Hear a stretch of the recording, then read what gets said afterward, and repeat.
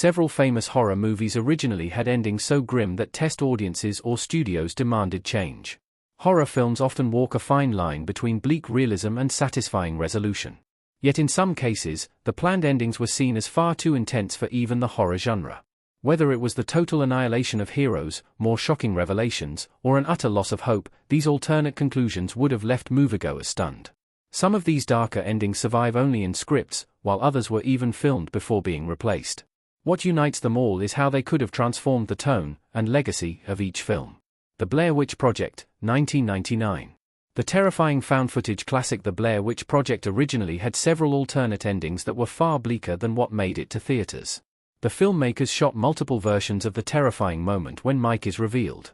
The alternatives included one where Mike is hanging from the ceiling. Another included ritual symbols, and one implying that both characters were sacrificed.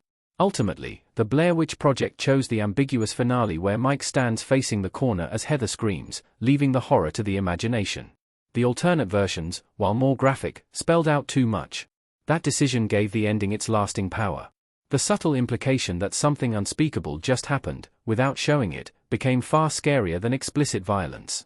Had one of the darker versions been used, the Blair Witch Project might have lost the mystique that made it a genre-defining phenomenon. Happy Death Day, 2017. Happy Death Day ended on a playful, empowering note, but its original ending was shockingly grim.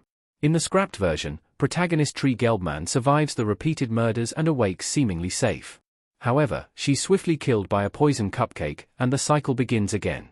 That bleak twist would have completely changed Happy Death Day's tone.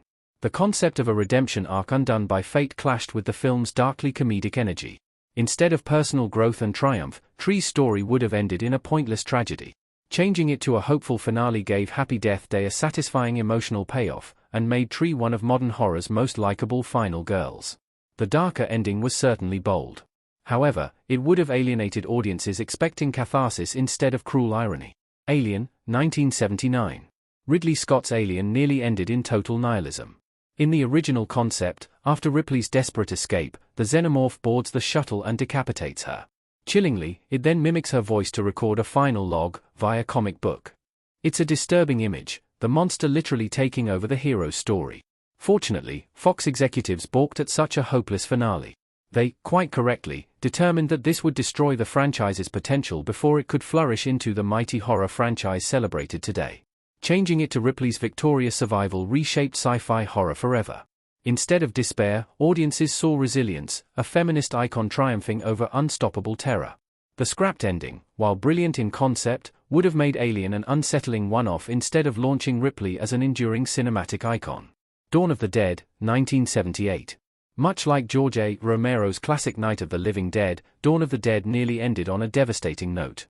In early drafts, both Peter and Fran planned to take their own lives rather than face the apocalypse. Peter's teased suicide was actualized with a gunshot to the head, while Fran stuck her head into rotating helicopter blades. Romero even filmed the setup, Fran walking toward the helicopter blades, before deciding to let the pair live. The bleak finale would have echoed Night of the Living Dead's hopeless tone, wherein the survivors were gunned down. Romero reportedly recognized the sequel's lighter tone and opted for some semblance of hope in the movie's conclusion.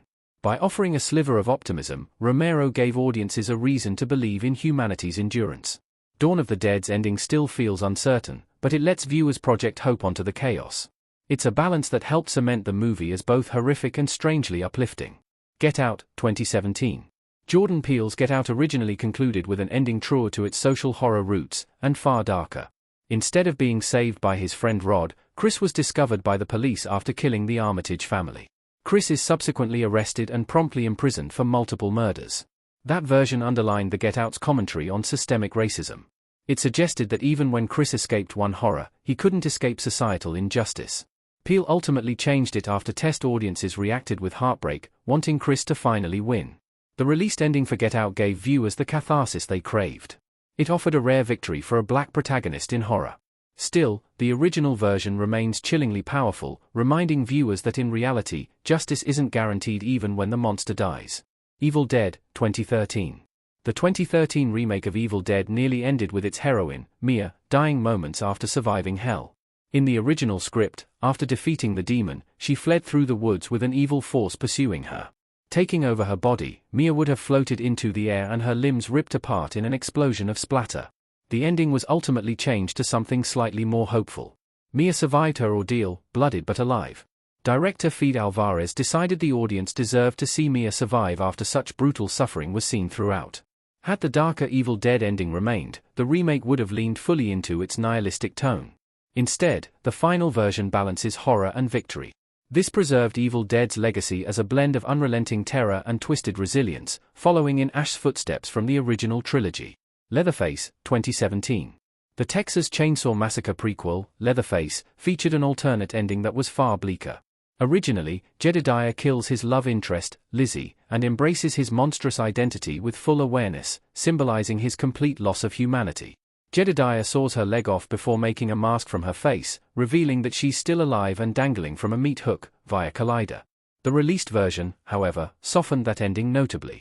Lizzie is dispatched with a swift decapitation.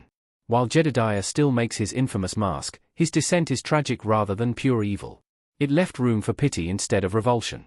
The darker version would have stripped the character of all complexity, turning him into a soulless killer too early.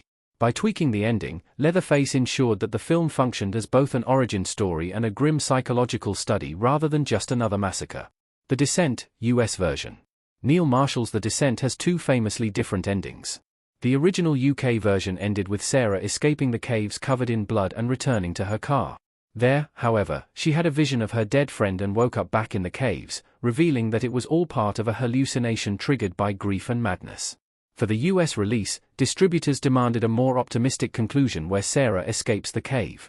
She likewise escaped the caves and returned to her car, but the movie cuts to black instead of back to the caves. The UK version is the more effective.